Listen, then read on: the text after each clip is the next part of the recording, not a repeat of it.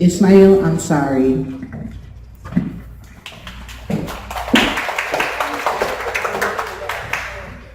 Have any of you been put in a situation where you had to put someone else in stress or your parents in stress?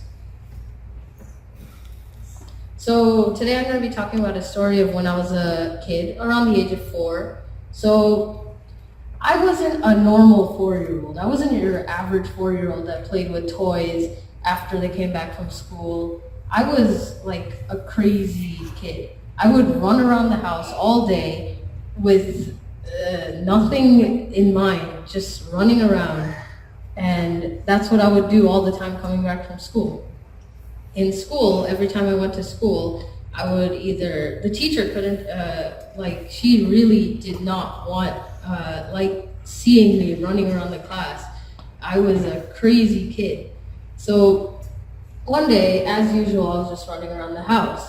But then I tripped on one of my toy cars. I was running around the house. I tripped on the toy car, and then I fell straight. My face went straight into a glass table. The whole table just shattered, and I laid on the floor. My head was bleeding. There was a pool of blood on the floor. My grandma was sitting on the couch watching TV, and she had no idea what was going on, but at least she stayed calm. My mom, on the other hand, she came running down to the living room, trying to pick me up, blood all over her clothes. It was a mess. My grandma was still sitting on the couch, still not really doing anything to help me, but she still stayed calm. My mom called the ambulance, and they said they were going to come. Then she called my dad, and my dad was coming back from work, and he tried coming back as quick as he could. And the next thing you know, both my parents are in stress. They are trying to help me, and I'm only 4 years old, and it could be life-threatening when your head is bleeding and there's so much blood outside on the ground. So my dad felt so stressful. He tried coming back as quick as he could, and next thing you know, he gets into a car accident. Luckily, he was okay, but he had to. He couldn't have came home to help me, so it was up to my mom to take me to the hospital and save me. So my mom, she was trying to hold me. She was trying to cover the blood, hold my head, and she ended up slipping on the blood that was pouring from my head, and she slipped and fell and hurt her knee, and it was really hard for her to walk.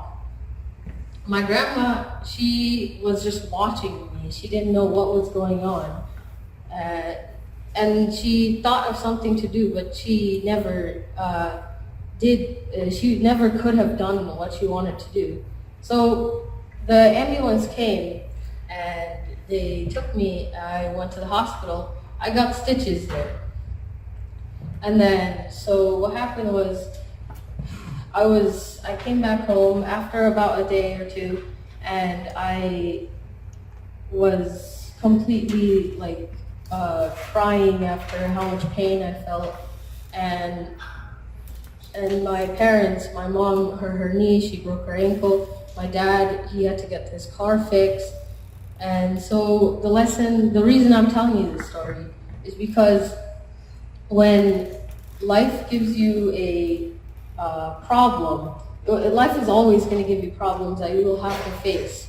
So it is the best thing to do is stay calm, and that you'll know that there will be a solution at one point.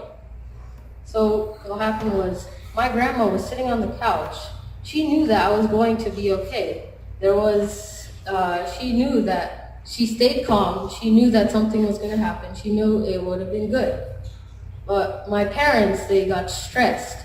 And for them, the right thing to do was to stay calm and know that there was going to be a solution. But then they fell into conflict. They got in a car accident. They got hurt. And that's what happens when you become stressed from a problem that happens. So when life gives you a conflict that you will have to face, you just got to stay calm, and you will you will know that there will be a solution to